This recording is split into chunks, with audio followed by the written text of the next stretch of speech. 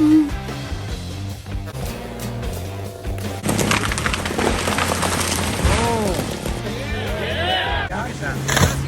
mean, see the little juvenile fur? Look at that big bird perch we left. There's another one above it. Think about that now, friends, with all the people that come here now.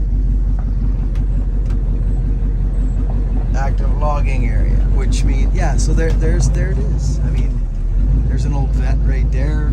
This is a really, really special place. Now, look at that monster. That's 6 foot. That's 6 foot. These are puzzles that I put together. See that old growth right there? It didn't make it. Look, the top busted right out of it. It's still actually got green in it. And there's another old growth. Like, it's just a special place. That's all I can say to you. Okay, I gotta follow him down there now. With my high flute and fucking BillyRay.comers on. Keep an eye on that hydro line. All right, friends, so we're down at Wildwood, and the grade starts to drop drastically here. And I remember this when we came in. It actually turns into the washboard. Do you know what that means? And it just, people get quite nervous here, and they do get bed and breakfast. There's a beautiful thing. If you ever get the opportunity to come to Vancouver Island and you're looking for a place with such nostalgia and beauty on the lake, it's like a little on Golden Pond scene. Seriously, friends. And all the history of Merv Wilkinson, the guy that, it is really cool. I know I pipe about it, but it's pretty special because it's literally a stone's throw from my house, and I love it. Just getting used to these glasses. They're kind of sticking on me a bit. So let's do this. We're going to run the 500. He's got a balsam down there to cut. As you see, it's in the corner. They're making a wide driveway. I don't have my tripod, friends, so I'll just set you up how I can. So here's the tree. There's two, actually. I'll probably let them go at the same time. This is going to become like a little green space turnaround zone, and they're creating like this huge sweep here, friends, all the way around down there. Barry's already got all that stuff cut over there for the excavator, and they're going to make a driveway for public and people to come in. But Liz Balsam's only going one place. It's not, there's no crazy bangs. It's all bone heavy one side. It's just going to be a fairly straightforward cut. Isn't this nice, friends? Just every little bit, you know, just amazing. Look at that little cedar and a hemlock growing out of that old growth fir stump. It's just beautiful, you know. We try and save this, but some of it's got to go for this driveway, you see. So they'll whip around this corner and come slicing in here. And you can see what's happening anyways to this tree. It's totally in the way. And it's just a balsam, which is good, and a little hemlock beside it. So that little hemlock, I may even just flap up the driveway, or we'll see if it's got any. Usually they're rotten. It probably won't hold on to the stump, so I may as well. We'll see. But I'll actually you know what I could do, friends? There's a couple limbs peeling off that balsam into the hemlock. So I think I actually will cut them up together and drop them right in here. I think that's actually what I'll do. And I'm gonna see if I can get this, I'll cut this hemlock up, and Barry will show you with the camera. It's actually all bone heavy up the driveway. You'll see it, Bear. And she's got no limbs on the inside of the trunk. So it's actually wanting to break off the stump right away and go up the driveway. But I'm gonna see if that little balsam limb that's just hooked in, if it'll maybe coerce it down into our hole. So that's the plan. We're gonna try that, friends. If something goes sideways, it just doesn't matter here because it's all kind of getting cut. But we're gonna try. So we'll give the old the 500i a couple of squeaks. There's no compression button on this old girl.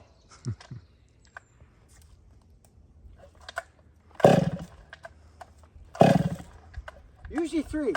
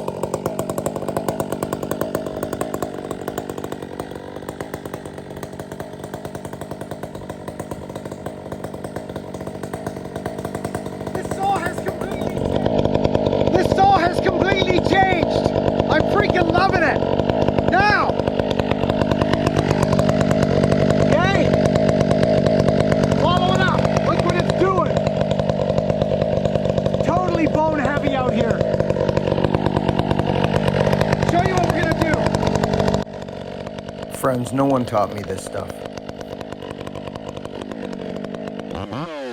This is just stuff that you learn along the road. It's called wedgemanship.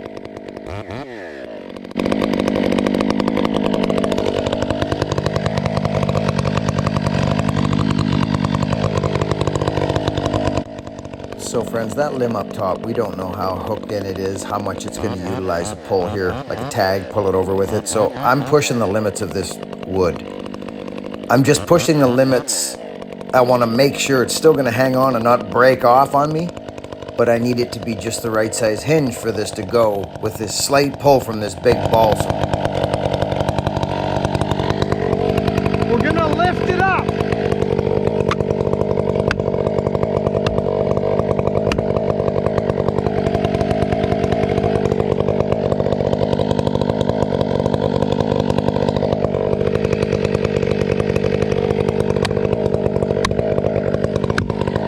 Okay, you see what's happening here?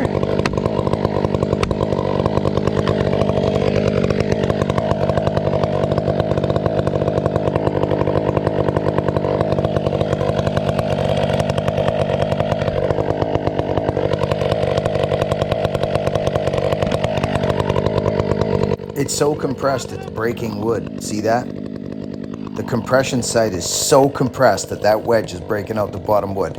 But I got it lifted now, which enables that top plate and that top high wood to work hard on the hinge.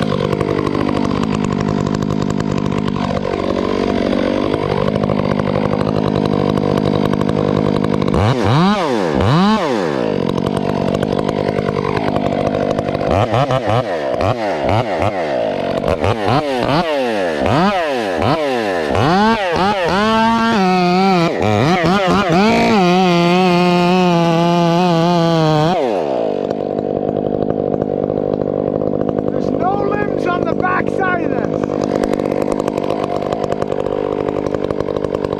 See what's going down? I'm hoping to grab this with it.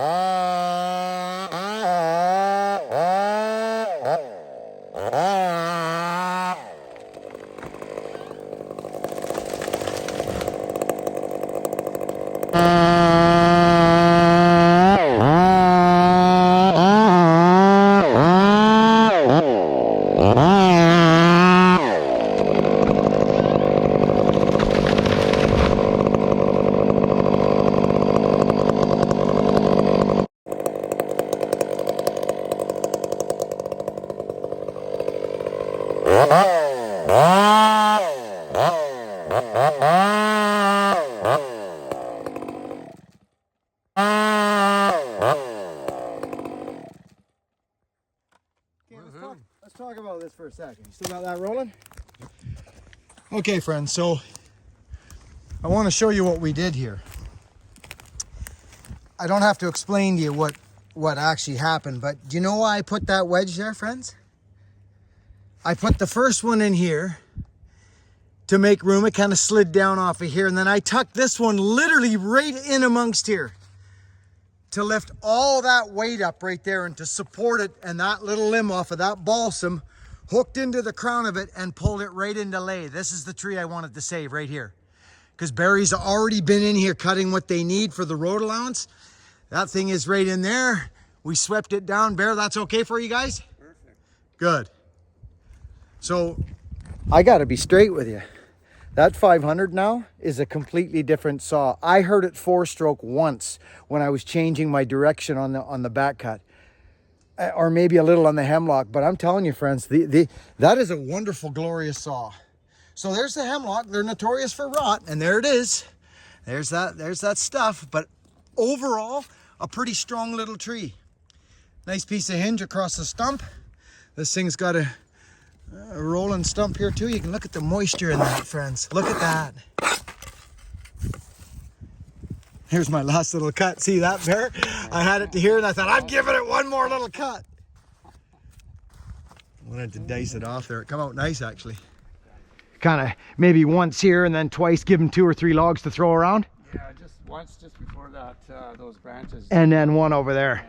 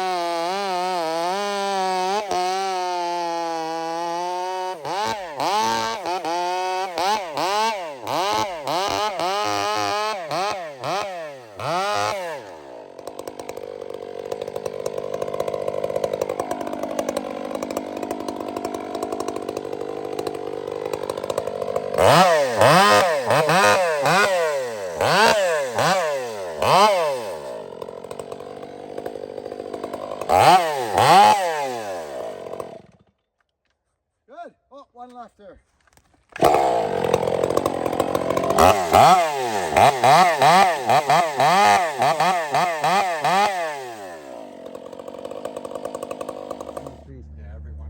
love it. The big ones, yeah. So friends, you guys remember when I come, have we had any catastrophic since last year? Beautiful. That's a good sign. So Barry, talk to us. You want to go on camera? Tell us what you do here, Barry, at Wildwood.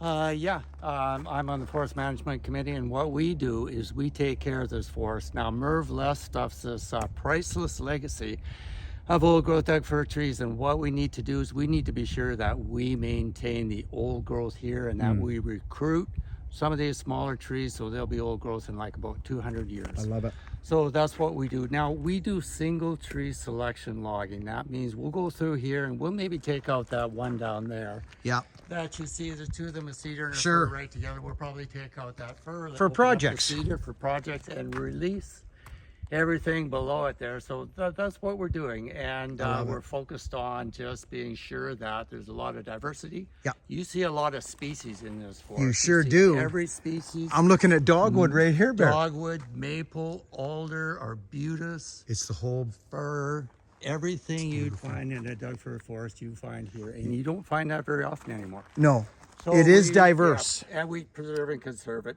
but we're watching climate change too, because what we're watching are these cedars. Yeah. Now these cedars in these high dry areas, they're going, and they're going really quickly. Down below they're fine, but up here they're dying off. Yeah. So keep an eye on them, see what kind of changes are occurring. It's thinning out a little bit. Yep. But basically, we're keeping it in good shape. It's already in good shape. Oh, brother, it's... And the other part of that is that our neighbors next door, the Stenamus, Yes. First Nations, they come through here and they've got an old growth forest, and they can pick up medicinals, they can pick up food crops, they can actually teach their kids the language. Are you freaking hearing this? It's really something. They come through here.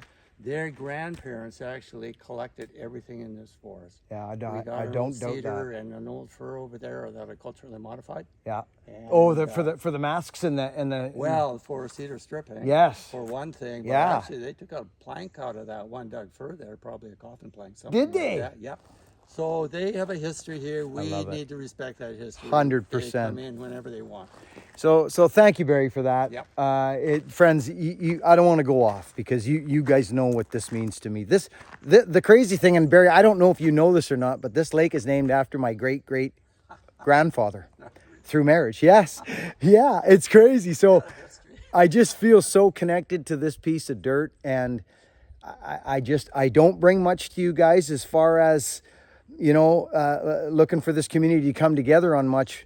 But we did it last year. I forget the number that this community helped them get that 6 acres, and which they did get. Bruce and Robin and a whole bunch of others who believe in this, believe in saving the green and these pieces for later in date, for later generations. So ecoforestry.ca. Just go in, poke in, and have a look in there and read the story about Merv and what they're doing here and the educational thing that's here. So I'm always honored to do work here. None of my work is billed here, as you guys know anyways, but I say it. So this is my contribution to this piece of land through you guys. So I might just turn the camera over to Bear. Friends, this one's leaning up the driveway. Got some footage of the 500 lemon. That saw's coming alive. You got to have a sharp chain on these saws or they go goofy on you. They start barking and doing. They still barked a little bit. It did, I'll be honest, but not like it used to, friends. Not like it. And all this it doesn't work with these saws. It doesn't work. Run it sharp, get them broke in. But I do feel the slop in them now. I do. I feel the slop. I don't like it. It's too flimsy, which is not a good thing. It feels like it's going to break. Actually, to be honest with you, it feels like it's going to break, and that's not a good thing. So friends, listen, I've beaten the 500 up for all its little shortcomings through the last year or two, but I've also given it kudos in where it deserves it. It is a rip snorter. Now that it's breaking in, I believe it's running a little leaner and a little better with this muffler pipe system on here, and it's just running very nice. I've got a tuner in it. I've got a tuner in my exhaust, so I could have actually tuned that for limbing, and I may have been able to get a bit more of that bark gone. but it was running nice. I just left it. It's good. Straight up, I was wrong. I hadn't done much limbing. Oh, look at the light show going on behind us here. My wife is working. But anyways, whoa, I disappeared, honey. She's having some fun. So I